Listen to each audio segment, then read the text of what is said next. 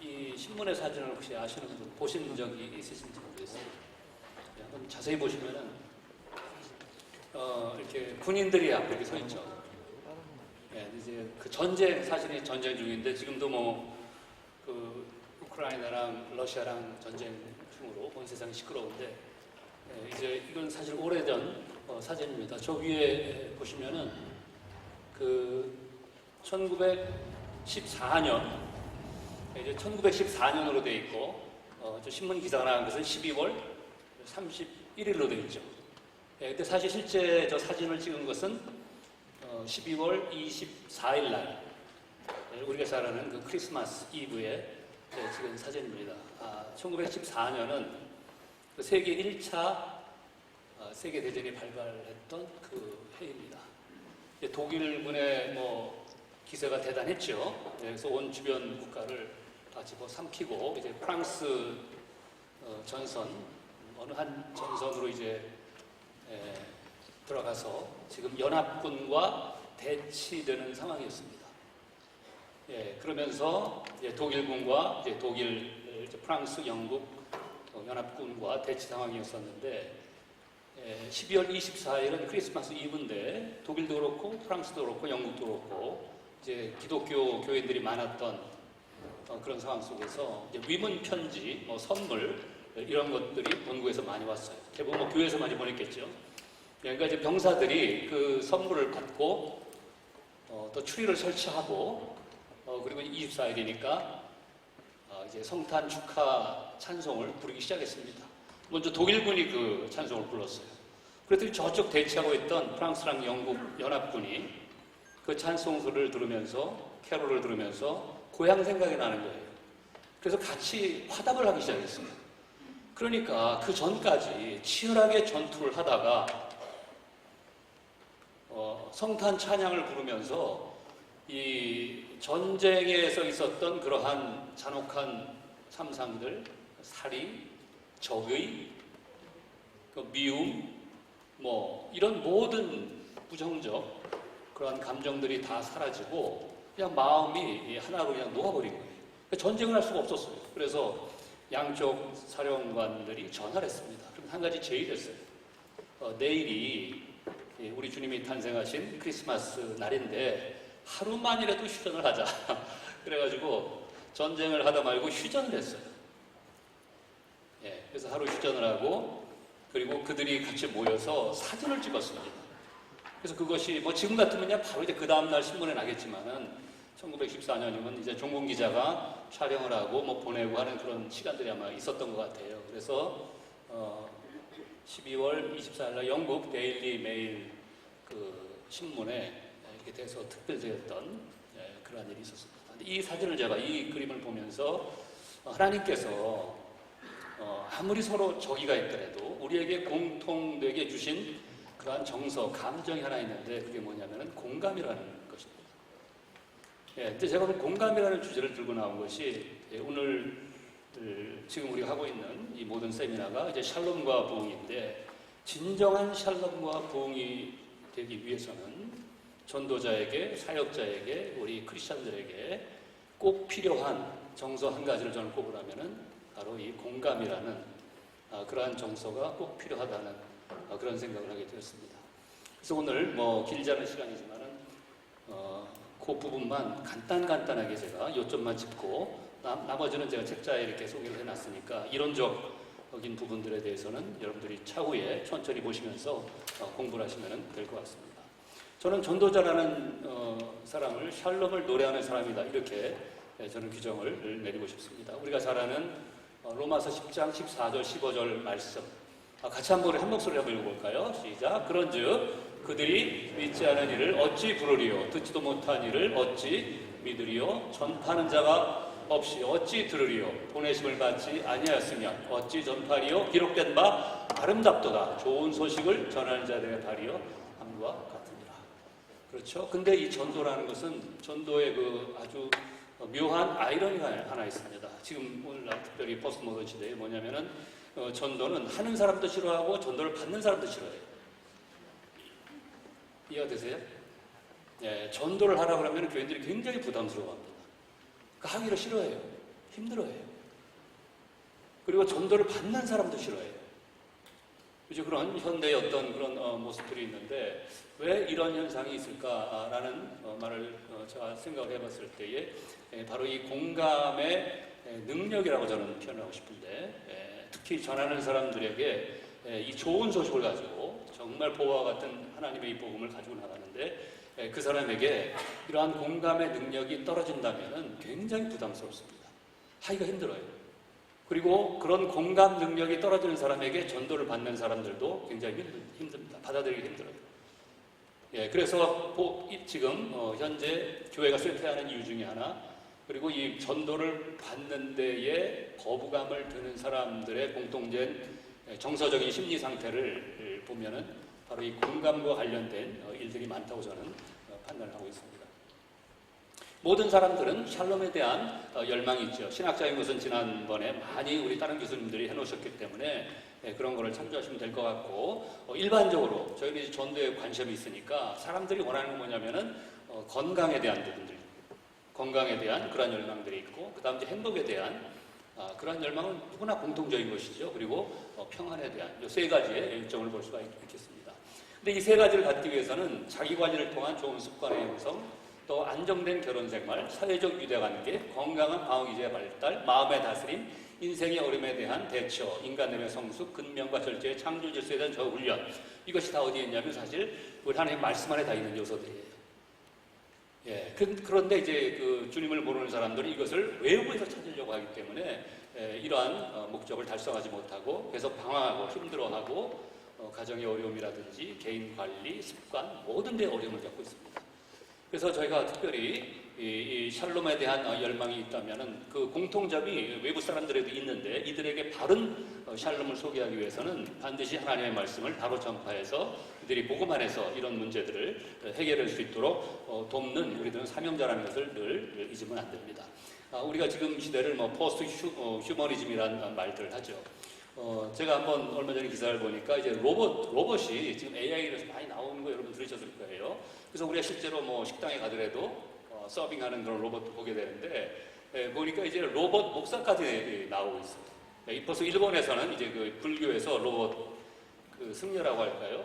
이제 그런 것들이 있고 실제로 또 이제 독일에서도 보니까 그런 실험을 하고 있고 왜 이제 이런 현상들이 일어나냐면은 이제 인간을 태어나는 존재로 그동안 이해를 했었는데 이 지금 AI 시대에 와서는 포스트 휴먼 기술이 인간을 만든다고 이해를 합니다. 그래서 증강된 인간의 능력, 사람의 정신을 컴퓨터에 다운로드 해가지고 인간과 같은 로봇을 만드는데 왜 이런 것을 하려고 하냐면은 더 강하고, 더 빠르고, 더 똑똑하고, 더 도덕적이고, 더 인간적인 인간을 만들어 보겠다는 하나의 어떤 바벨탑을 쌓는 그런 행위겠죠. 그런 열망들이 있어요. 왜냐하면 현대에 있는 사람들에게 대해서 사람들이 너무나 실망하고 정말 추면 더 인간 같은, 더 능력 있는, 더 도덕적이고, 더 공감할 수 있는 이런 인간을 만들겠다는 그러한 것을 기술로 실현해보려는 그런 시대 속에서 저희가 살고 있습니다. 아까 말씀드린 것처럼 공감은 성경에서 말하는 속사람과 굉장한 관련이 있습니다. 사도 바울이 2000년 전에 에베소 교인들 위해서 기도할 때에 그 기도의 핵심 내용 중에 에베소 3장을 보면은 그의 영광의 풍성을 따라 그의 성령으로 말미암아 너희 속사람을, 그렇죠? inner self라는 말씀인데 너희 속사람을 어떻게 하기를 강건하게 하시오며, 그러면서 쭉 나가는 걸 볼 수가 있습니다. 사도 바울의 기도 가운데 너희 속사람, 왜냐하면 사도 바울 로마서 8장에 보면은 자신의 속사람으로 인해서 굉장히 고뇌하는 모습을 저희가 볼 수가 있죠. 그래서 이 속사람이라는 것은 바로 이 공감과 관련이 있는 그러한 단어고, 아까 1차 세계대전 제가 예를 들어드렸지만 계속 양차 세계대전이 일어나면서 이 공감의 범위가 점점 확대되고, 그리고 많은 학자들은 바로 이 속사람, 즉 inner self, 이 셀프의 개념이 제대로 발달되지 않으면 공감을 제대로 성숙하게 표현할 수 없다는 것을 공통적으로 얘기를 하고 있습니다. 그러니까 우리가 무조건 나가서 전도하는 것보다도 우리 각 개인의 셀프의 상태가 어떤지, 우리의 속 사람의 상황이 어떤지 이런 자기 분석과 파악과 치유와 회복이 없이는 나가서 어떤 전도의 효과를 거둘 수 없다라고 우리가 말씀을 드릴 수가 있겠습니다. 특별히 이제 하인츠 코고시라는 자기 심리학자는 이 부분에 대해서 많이 얘기를 하고, 요 이제 영화로도 아까 그 세계 1차 대전에 있었던 그것이 영화로도 아마 있었던 것 같아요.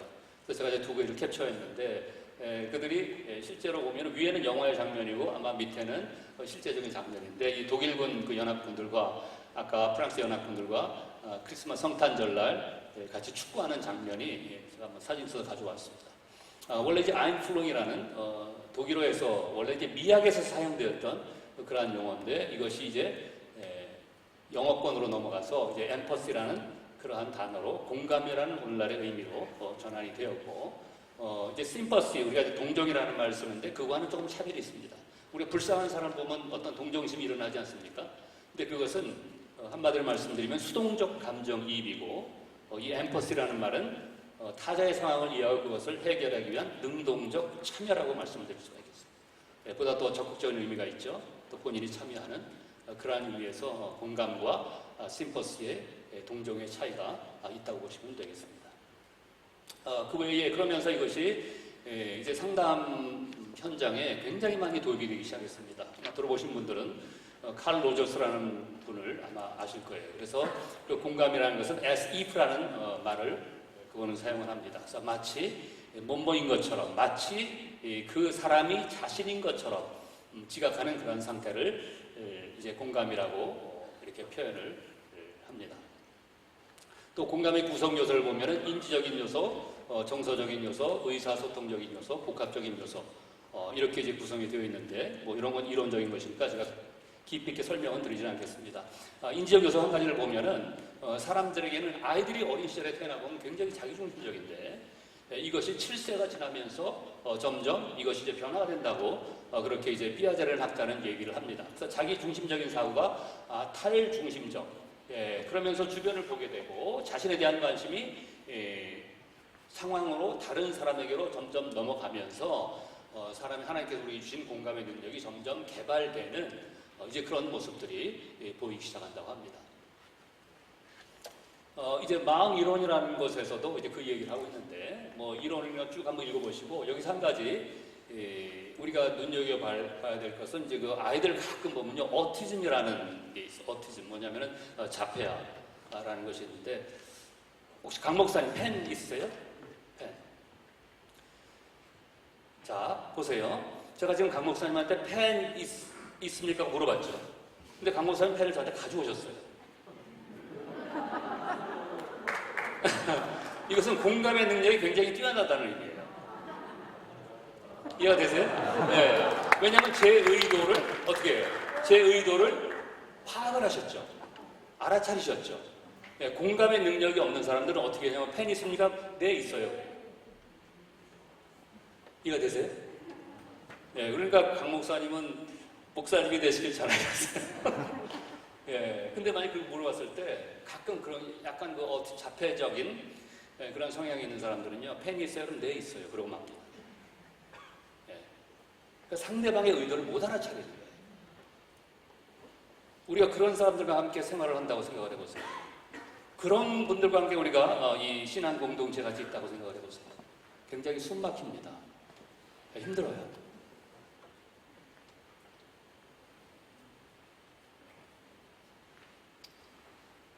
네, 그래서 이제 참 안타깝게도 우리 이제 자폐아의 그 학우들은 아이들은 이제 그런 능력이 떨어지는데, 그것은 어떤 마음의 상태라기보다도 이제 최근에 이론을 보면은 그 뇌신경학에 보면은 그 미러 뉴런이라는 거울 세포가 있는데, 뇌의 그러한 부분들이 다른 공감의 능력이 있는 사람보다 떨어진다는 것을 발견을 했어요.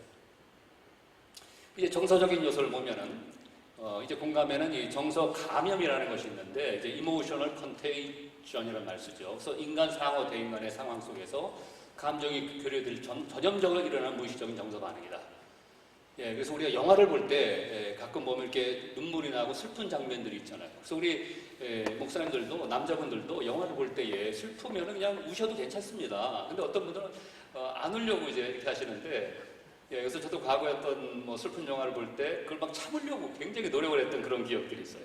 예, 이제 같이 이제 아는 분들, 지인들과 영화를 보러 갔는데 막 그 제목이 내 머릿속에 뭐 지우개 오래된 영화인데 기억이 납니다. 아마 혹시 보신 분도 있을지 모르겠어요. 네, 그래서 이제 나중에는 이제 그 젊은 그 배우가 이제 치매로 점점 자신의 기억을 잃어가는 그런 좀 슬픈 영화예요. 네, 그래서 이제 그 눈물을 안 흘리려고 끝까지 눈을 깜짝거리지를 이렇게 않았던 그런 기억이 끝나고 이제 뭐 화장실 가서 이제 하고 이제 눈물을 씻었던 그런 기억이 있는데 보통 이제 그런 정서 감염이라는 것은 바로 이 공감의 그런 요소들이 있는 사람들에게서 뭐 자연스러운 현상이라고 할 수가 있죠.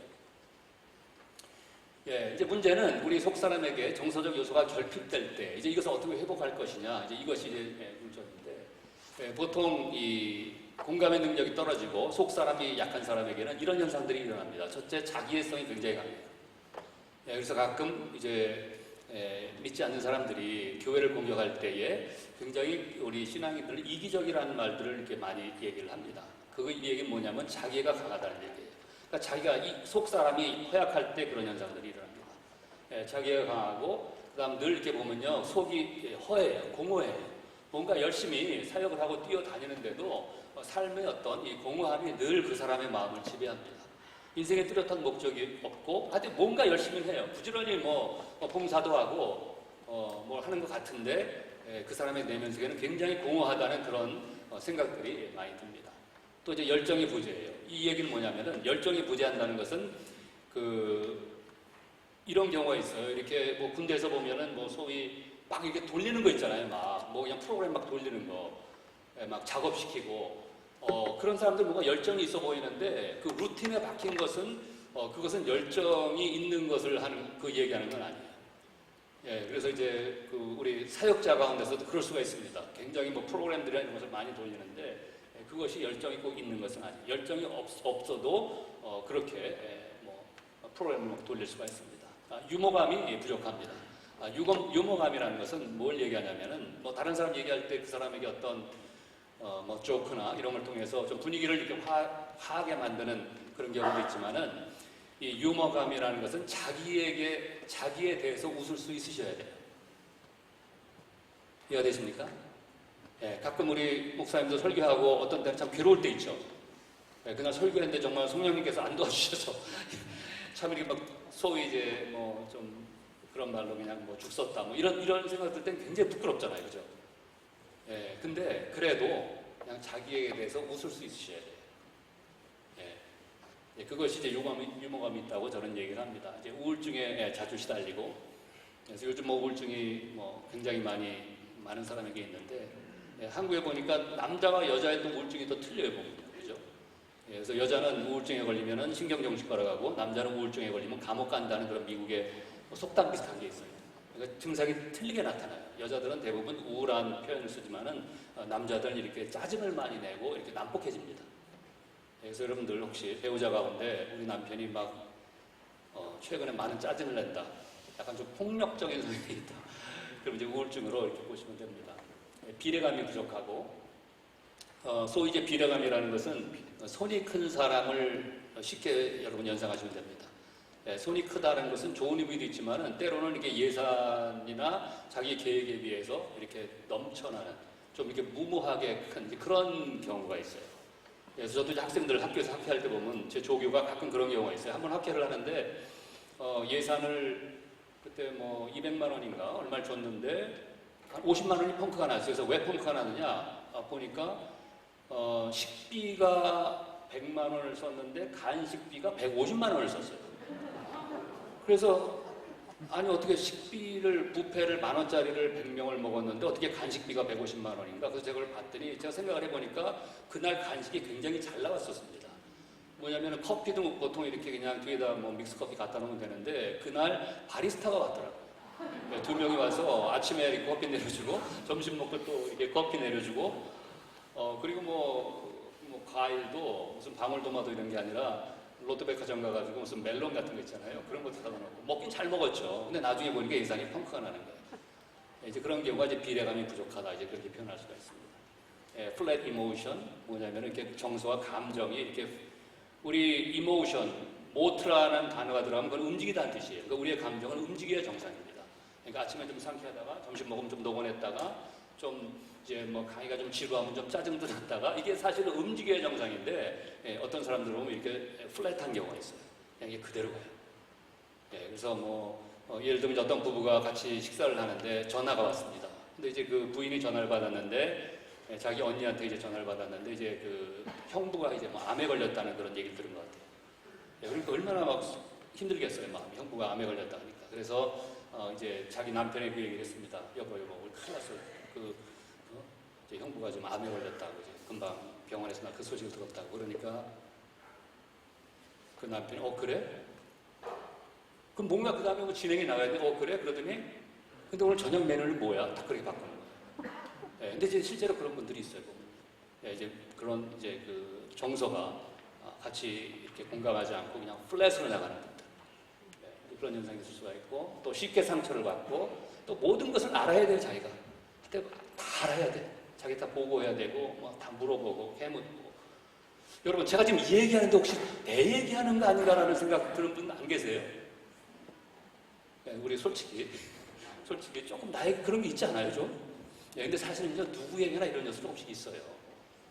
왜냐면 우리 예수님이 아니기 때문에 예수님만 완벽하시고 다 우리가 이런 부정적인 요소가 있습니다. 근데 이런 것을 하나씩 극복해 나갈 때에 하나님이 우리에게 주신 이 공감의 능력이 그것이 올라오는 거예요. 그런 상태에서 나가서 우리가 사람들을 만나고 그런 사람들과 교제하고 그럴 때 우리가 태신자를 품고 같이 그들과 밥을 먹고 그럴 때에 이 복음이 흘러들어가는 것이지 말과 더불어서. 왜냐하면 우리는 영적인 존재이기 때문에요. 사람은요 만났을 때에 그 사람의 영성이 내면 세계가 흘러들어가게 돼 있어요. 이해되십니까? 그럴 때 진정으로 복음이 전파가 될 수가 있어요. 그래서 이런 부분들을 한번 여러분들이 검토를 해보시고 나에게 부족한 부분이 뭔가 이것을 극복해 나갈 때에 나의 이 공감의 능력이 올라가게 돼 있습니다. 하나님께서는 쭉 그 조사를 해보니까 여성들에게 남성들보다 더 공감의 능력을 더 많이 주셨어요. 우리 피지컬한 육체적인 힘은 남자들이 여성보다 평균적으로 더 힘이 강하잖아요. 근력이라든지. 그러나 공감의 능력은 여성들이 훨씬 더 많이 주셨어요. 사실 전도 나갈 때에 우리 여성분들이 훨씬 더 부담이 적습니다. 왜냐하면 그 공감의 능력이 있기 때문에. 남자 평균 100이라 그러면 여성들은 한 125 정도 돼요. 그래서 그런 유리한 점이 있고 뭐 한두 가지만 보면은 감사결여, 사과결여 이런 것들이 있는데 예를 들어서 이제 사과를 잘 못해요. 잘못. 특별히 이제 하인츠 코고시라는 자기 심리학자는 이 부분에 대해서 많이 얘기를 하고, 요 이제 영화로도 아까 그 세계 1차 대전에 있었던 그것이 영화로도 아마 있었던 것 같아요. 그래서 제가 이제 두 개를 캡처했는데, 그들이 실제로 보면 위에는 영화의 장면이고 아마 밑에는 실제적인 장면인데, 이 독일군 그 연합군들과 아까 프랑스 연합군들과 크리스마스 성탄절날 같이 축구하는 장면이 제가 한번 사진 써서 가져왔습니다. 원래 이제 아인플룽이라는 독일어에서 원래 이제 미학에서 사용되었던 그러한 용어인데 이것이 이제 영어권으로 넘어가서 이제 엠퍼시라는 그러한 단어로 공감이라는 오늘날의 의미로 전환이 되었고 이제 심퍼시 우리가 이제 동정이라는 말을 쓰는데 그거와는 조금 차별이 있습니다. 우리가 불쌍한 사람 보면 어떤 동정심이 일어나지 않습니까? 근데 그것은 한마디로 말씀드리면 수동적 감정이입이고 이 엠퍼시라는 말은 타자의 상황을 이해하고 그것을 해결하기 위한 능동적 참여라고 말씀을 드릴 수가 있겠습니다. 보다 더 적극적인 의미가 있죠. 또 본인이 참여하는 그러한 의미에서 공감과 심퍼시의 동정의 차이가 있다고 보시면 되겠습니다. 그 외에 그러면서 이것이 이제 상담 현장에 굉장히 많이 도입이 되기 시작했습니다. 들어보신 분들은 칼 로저스라는 분을 아마 아실 거예요. 그래서 그 공감이라는 것은 as if라는 말을 그거는 사용을 합니다. 그래서 마치 몸보인 것처럼, 마치 그 사람이 자신인 것처럼 지각하는 그런 상태를 이제 공감이라고 이렇게 표현을 합니다. 또 공감의 구성 요소를 보면은 인지적인 요소, 정서적인 요소, 의사소통적인 요소, 복합적인 요소 이렇게 이제 구성이 되어 있는데 뭐 이런 건 이론적인 것이니까 제가 깊이 있게 설명은 드리지 않겠습니다.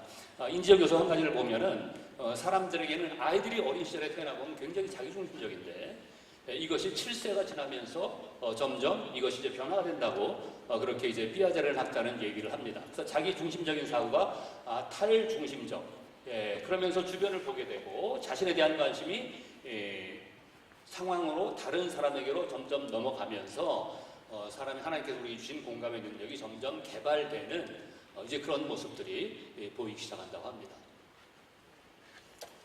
이제 마음 이론이라는 것에서도 이제 그 얘기를 하고 있는데, 뭐 이론을 쭉 한번 읽어보시고, 여기서 한 가지 우리가 눈여겨봐야 될 것은 이제 그 아이들 가끔 보면요, 어티즘이라는 게 있어. 어티즘 뭐냐면은 자폐아라는 것이 있는데, 혹시 강 목사님 펜 있으세요?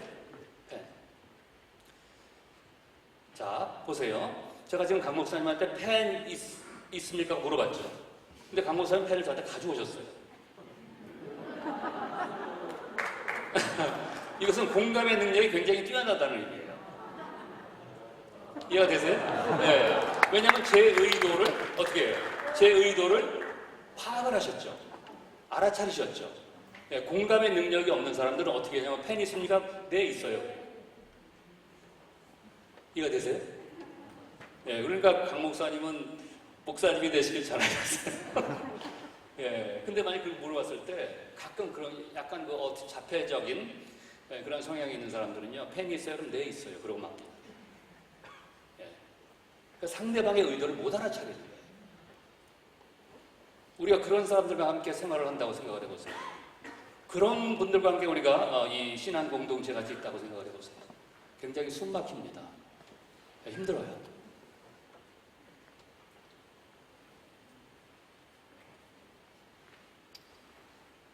네, 그래서 이제 참 안타깝게도 우리 이제 자폐아의 그 아이들은 이제 그런 능력이 떨어지는데, 그것은 어떤 마음의 상태라기보다도 이제 최근에 이론을 보면은 그 뇌 신경학에 보면은 그 미러 뉴런이라는 거울 세포가 있는데, 뇌의 그러한 부분들이 다른 공감의 능력이 있는 사람보다 떨어진다는 것을 발견을 했어요.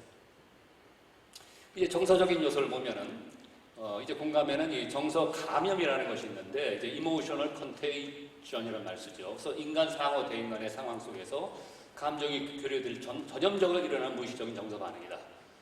예, 그래서 우리가 영화를 볼 때 가끔 보면 이렇게 눈물이 나고 슬픈 장면들이 있잖아요. 그래서 우리 목사님들도 남자분들도 영화를 볼 때에 슬프면 그냥 우셔도 괜찮습니다. 근데 어떤 분들은 안 울려고 이제 이렇게 하시는데, 예, 그래서 저도 과거에 어떤 뭐 슬픈 영화를 볼 때 그걸 막 참으려고 굉장히 노력을 했던 그런 기억들이 있어요. 예, 이제 같이 이제 아는 분들, 지인들과 영화를 보러 갔는데 그 제목이 내 머릿속에 뭐 지우개, 오래된 영화인데 기억이 납니다. 아마 혹시 보신 분이 있을지 모르겠어요. 네, 그래서 이제 나중에는 이제 그 젊은 그 배우가 이제 치매로 점점 자신의 기억을 잃어가는 그런 좀 슬픈 영화예요. 네, 그래서 이제 그 눈물을 안 흘리려고 끝까지 눈을 깜짝거리지를 이렇게 않았던 그런 기억이, 끝나고 이제 뭐 화장실에 가서 이제 하고 이제 눈물을 씻었던 그런 기억이 있는데, 보통 이제 그런 정서 감염이라는 것은 바로 이 공감의 그런 요소들이 있는 사람들에게서 뭐 자연스러운 현상이라고 할 수가 있죠. 예, 이제 문제는 우리 속 사람에게 정서적 요소가 결핍될 때 이제 이것을 어떻게 회복할 것이냐, 이제 이것이 이제 문제인데, 보통 이 공감의 능력이 떨어지고 속 사람이 약한 사람에게는 이런 현상들이 일어납니다. 첫째, 자기애성이 굉장히 강해요. 예, 그래서 가끔 이제 믿지 않는 사람들이 교회를 공격할 때에 굉장히 우리 신앙인들은 이기적이라는 말들을 이렇게 많이 얘기를 합니다. 이 얘기는 뭐냐면 자기애가 강하다는 얘기예요. 그러니까 자기가 속 사람이 허약할 때 그런 현상들이 일어납니다. 예, 자기애가 강하고, 그다음 늘 이렇게 보면요, 속이 허해요, 공허해요. 뭔가 열심히 사역을 하고 뛰어다니는데도 삶의 어떤 이 공허함이 늘 그 사람의 마음을 지배합니다. 인생에 뚜렷한 목적이 없고, 하여튼 뭔가 열심히 해요. 부지런히 봉사도 하고 뭘 하는 것 같은데, 그 사람의 내면 속에는 굉장히 공허하다는 그런 생각들이 많이 듭니다. 또 이제 열정이 부재예요. 이 얘기는 뭐냐면은, 열정이 부재한다는 것은 이런 경우가 있어요. 이렇게 뭐 군대에서 보면은 뭐 소위 막 이렇게 돌리는 거 있잖아요. 막 그냥 프로그램 막 돌리는 거, 막 작업시키고, 그런 사람들 뭔가 열정이 있어 보이는데, 그 루틴에 박힌 것은 그것은 열정이 있는 것을 얘기하는 건 아니에요. 예, 그래서 이제 우리 사역자 가운데서도 그럴 수가 있습니다. 굉장히 프로그램들이나 이런 것을 많이 돌리는데, 그것이 열정이 꼭 있는 것은 아니에요. 열정이 없어도 그렇게 프로그램을 막 돌릴 수가 있습니다. 유머감이 부족합니다. 유머감이라는 것은 뭘 얘기하냐면은, 다른 사람 얘기할 때 그 사람에게 어떤 뭐 조크나 이런 걸 통해서 좀 분위기를 이렇게 화하게 만드는 그런 경우도 있지만은 이 유머감이라는 것은 자기에 대해서 웃을 수 있으셔야 돼요. 이해가 되십니까? 예, 가끔 우리 목사님도 설교하고 어떤 때는 참 괴로울 때 있죠. 예, 그날 설교했는데 정말 성령님께서 안 도와주셔서 참 이렇게 막 소위 이제 뭐 좀 그런 말로 그냥 뭐 죽 썼다 뭐 이런 생각 들 땐 굉장히 부끄럽잖아요, 그죠? 예, 근데 그래도 그냥 자기에 대해서 웃을 수 있으셔야 돼요. 예, 예, 그것이 이제 유머감이 있다고 저는 얘기를 합니다. 이제 우울증에 자주 시달리고, 그래서 요즘 뭐 우울증이 뭐 굉장히 많은 사람에게 있는데, 예, 한국에 보니까 남자와 여자의 또 우울증이 또 틀려요, 보면. 그죠? 예, 그래서 여자는 우울증에 걸리면은 신경정신과로 가고, 남자는 우울증에 걸리면 감옥 간다는 그런 미국의 속담 비슷한 게 있어요. 그러니까 증상이 틀리게 나타나요. 여자들은 대부분 우울한 표현을 쓰지만은 남자들은 이렇게 짜증을 많이 내고 이렇게 난폭해집니다. 그래서 여러분들 혹시 배우자 가운데 우리 남편이 막 최근에 많은 짜증을 낸다, 약간 좀 폭력적인 성향이 있다, 그럼 이제 우울증으로 이렇게 보시면 됩니다. 비례감이 부족하고, 소위 이제 비례감이라는 것은 손이 큰 사람을 쉽게 여러분 연상하시면 됩니다. 손이 크다는 것은 좋은 의미도 있지만은 때로는 이게 예산이나 자기 계획에 비해서 이렇게 넘쳐나는, 좀 이렇게 무모하게 큰 그런 경우가 있어요.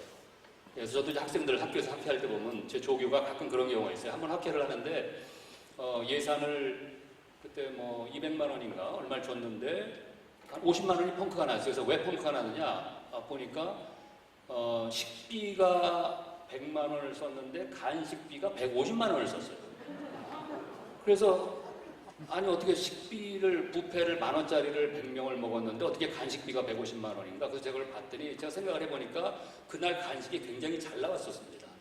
뭐냐면은 커피도 보통 이렇게 그냥 뒤에다 뭐 믹스커피 갖다 놓으면 되는데 그날 바리스타가 왔더라고요. 2명이 와서 아침에 이렇게 커피 내려주고 점심 먹고 또 이렇게 커피 내려주고 그리고 뭐 과일도 무슨 방울토마토 이런 게 아니라 롯데백화점 가가지고 무슨 멜론 같은 거 있잖아요. 그런 거 사다 놓고 먹긴 잘 먹었죠. 근데 나중에 보니까 예산이 펑크가 나는 거예요. 이제 그런 경우가 이제 비례감이 부족하다, 이제 그렇게 표현할 수가 있습니다. 플랫 이모션, 뭐냐면 이렇게 정서와 감정이 이렇게, 우리 이모션, 모트라는 단어가 들어가면 그건 움직이다는 뜻이에요. 그러니까 우리의 감정은 움직여야 정상입니다. 그러니까 아침에 좀 상쾌하다가 점심 먹으면 좀 노곤했다가 좀 이제 뭐 강의가 좀 지루하면 좀 짜증도 났다가, 이게 사실은 움직여야 정상인데 어떤 사람들 보면 이렇게 플랫한 경우가 있어요. 그냥 이게 그대로 가요. 그래서 예를 들면 어떤 부부가 같이 식사를 하는데 전화가 왔습니다. 근데 이제 그 부인이 전화를 받았는데 자기 언니한테 이제 전화를 받았는데 이제 그 형부가 이제 뭐 암에 걸렸다는 그런 얘기를 들은 것 같아요. 그러니까 얼마나 막 힘들겠어요, 마음이. 형부가 암에 걸렸다 그러니까. 그래서 이제 자기 남편의 그 얘기를 했습니다. 여보, 우리 큰일 났어요. 이제 형부가 좀 암에 걸렸다고, 이제 금방 병원에서 나 그 소식을 들었다고. 그러니까 그 남편이 그래? 그럼 뭔가 그 다음에 뭐 진행이 나가야 돼. 그래? 그러더니 근데 오늘 저녁 메뉴는 뭐야? 다 그렇게 바꾸는 거예요. 근데 이제 실제로 그런 분들이 있어요, 보면. 이제 그런 이제 그 정서가 같이 이렇게 공감하지 않고 그냥 플랫으로 나가는 분들. 그런 현상이 있을 수가 있고, 또 쉽게 상처를 받고, 또 모든 것을 알아야 돼요, 자기가. 그때 다 알아야 돼. 자기 다 보고해야 되고, 뭐 다 물어보고, 해묻고. 여러분, 제가 지금 이 얘기하는데 혹시 내 얘기하는 거 아닌가라는 생각 드는 분 안 계세요? 우리 솔직히 조금 나에게 그런 게 있지 않아요, 좀? 근데 사실 누구에게나 이런 요소 조금씩 있어요. 왜냐면 우리 예수님이 아니기 때문에 예수님만 완벽하시고 다 우리가 이런 부정적인 요소가 있습니다. 근데 이런 것을 하나씩 극복해 나갈 때에 하나님이 우리에게 주신 이 공감의 능력이 그것이 올라오는 거예요. 그런 상태에서 나가서 우리가 사람들을 만나고 그런 사람들과 교제하고 그럴 때 우리가 태신자를 품고 같이 그들과 밥을 먹고 그럴 때에 이 복음이 흘러들어가는 것이지, 말과 더불어서, 왜냐면 우리는 영적인 존재이기 때문에요. 사람은요, 만났을 때에 그 사람의 영성이 내면 세계가 흘러 들어가게 돼 있어요. 이해가 되십니까? 그럴 때 진정으로 복음이 전파가 될 수가 있어요. 그래서 이런 부분들을 한번 여러분들이 검토를 해보시고, 나에게 부족한 부분이 뭔가, 이것을 극복해 나갈 때에 나의 이 공감의 능력이 올라가게 돼 있습니다. 하나님께서는 쭉 그 조사를 해보니까 여성들에게 남성들보다 더 공감의 능력을 더 많이 주셨어요. 우리 피지컬한 육체적인 힘은 남자들이 여성보다 평균적으로 더 힘이 강하잖아요. 근력이라든지. 그러나 공감의 능력은 여성들이 훨씬 더 많이 주셨어요. 사실 전도 나갈 때에 우리 여성분들이 훨씬 더 부담이 적습니다. 왜냐하면 그 공감의 능력이 있기 때문에. 남자 평균 100이라 그러면 여성들은 한 125 정도 돼요. 예, 그래서 그런 유리한 점이 있고, 뭐 한두 가지만 보면은 감사결여, 사과결여 뭐 이런 것들이 있는데, 예를 들어서 이제 사과를 잘 못해요. 잘못하면 미안하다고 해야 되잖아요, 그죠? 예, 예를 들어서 부부싸움을 했습니다. 그랬는데 미안하다는 얘기를 안 하고 남편이 잘못했을 때에 집에 들어올 때에 꽃을 사가지고 들어와요. 아이스크림을 사가지고 들어와요. 그것은 사과한 게 아니에요. 이해되시죠? 예, 그것은 그걸 사과를 대체하려고 한 겁니다. 그러니까 그거 받고 그냥 끝내지 마시고 주는 건 받으시되 당신 오늘 잘못한 거 사과를 하라. 꼭 그렇게 하셔야 남편의 공감의 능력이 회복이 됩니다.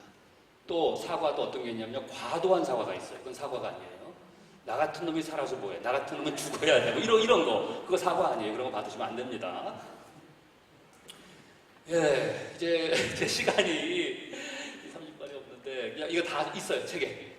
읽어보시면 됩니다. 읽어보시고, 아까 이제 말씀드린 이 공감의 능력이 떨어지는, 특별히 이제 우리 사람들 중에서 요즘 뭐 사이코패스라는 말 많이 하잖아요. 그죠? 예, 폭력성이 있는. 이제 뉴런, 이것이 발견된 지는 그리 오래되질 않았어요. 1992년에 이태리에 있는 학자들에 의해서 발견이 됐는데 우리 뇌에 대략 위치들이 저 정도에 있다 그럽니다. 그래서 사람들은 뭐 이제 가령 뭐 우리 남자들도 그렇죠. 뭐 우리 누구나 밖에 나와서 어떤 사고의 현장을 볼 때 막 놀래잖아요, 그죠? 막 끔찍하게 놀라는 게 바로 이런 공감 세포에 그것이 활성화되기 때문에 그런 걸 보고 놀래는데, 이것이 결여된 사람들은 그런 걸 봐도 별로 이렇게 충격받거나 놀라지 않는다. 그래서 특별히 사이코패스들 두뇌를 보면은 이런 것이 굉장히 결여가 되어 있다. 그래서 자기가 사람을 찔러도 그 사람이 고통스럽게 죽어가는데 저 사람이 왜 이렇게 고통스러워하지? 라는 그런 의문을 오히려 품게 돼요. 그래서 참 안타깝죠, 이제 그런 부분들 보면. 사실 이 공감의 발달은 부모와의 애착이 가장 중요한 요소입니다. 아까 이제 7세까지 얘기했는데, 그래서 혹시 우리 가운데 좀 뭐 그렇잖아요. 우리가 뭐 결손 가정에서 자랄 수도 있고 또 어떤 엮이는 가정에서 다 그런 요소들이 있는데, 한번 잘 회고하면서 그런 부분이 있으면 정말 주님 안에서 먼저 우리가 이 공감이 하나님과의 공감 어태치먼이 바로 돼야 돼요. 이것이 안정될 때에 우리 하나님께서 우리에게 주신 이 공감의 모든 그러한 강점들이 이것이 활성화가 됩니다. 이것이. 근데 그걸 모르고 그냥 그대로 진행하게 되면은 그러면은 좀 그런 부족한 모습들이, 그래서 이제 공감의 결핍, 아까 보여드린 그런 특징이라든지 아니면은 공감의 오류라든지 이런 현상들이 내게 됩니다. 그래서 매사에 부정적이고 비판적이고 뭐 이런 요소들, 갈등 해결 능력이 부족하고 이타심이라든지 비판적 사고 뭐 이런 모습들을 보이게 됩니다. 그리고 참고로 제가 적어놨어요.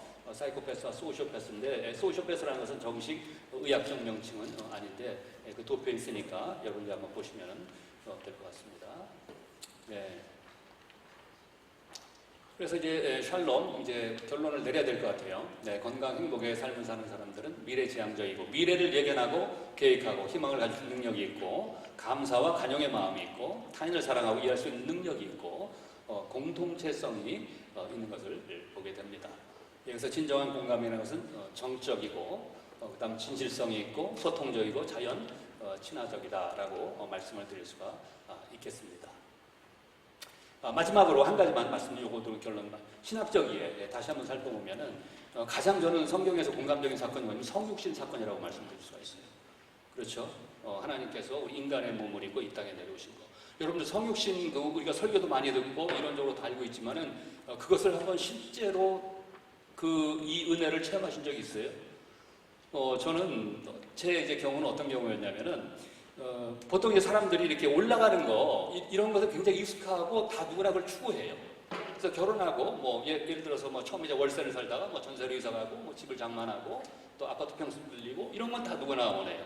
우리 사역자들 같은 경우에는 교육전서를 시작해서 강사인을 받고, 그렇죠? 부목사행을 하다가 그 다음에 또 청년 맡아서 담임으로 나가고 개척한다든지 뭐 올라간다는 편이 그렇지만 아무튼 신분의 상승이라고 좀 여겨지는 그런 요소들이 있죠. 그런데 익숙해요. 근데 내려오는 건 어떻습니까? 그 반대의 경험을 생각하시면 굉장히 힘들죠.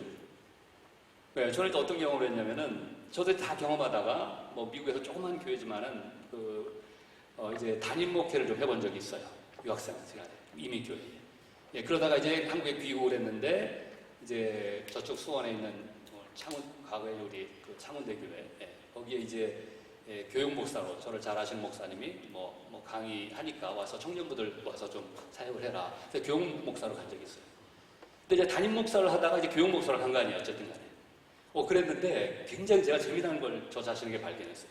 못하겠더라고요, 해보니까 1년 하니까. 왜냐하면 이게 몇 년 담임 목사의 거기에 저 익숙해져 있는 거예요. 뭐 참 표현하기가 좀 그런데 아무튼 굉장히 힘들더라고요, 이상하게. 그 장로님들 대하는 게 틀리고 하여튼간 힘들더라고요. 행정상이 부목사니까. 그래서 하다가 제가 그냥 그만둔 적이 있는데 그러면서 제가 그때 이게 정말 힘들 거구나. 왜냐면 제가 교육 목사라고 해도 누가 저를 무시하는 사람이 아무도 없어요.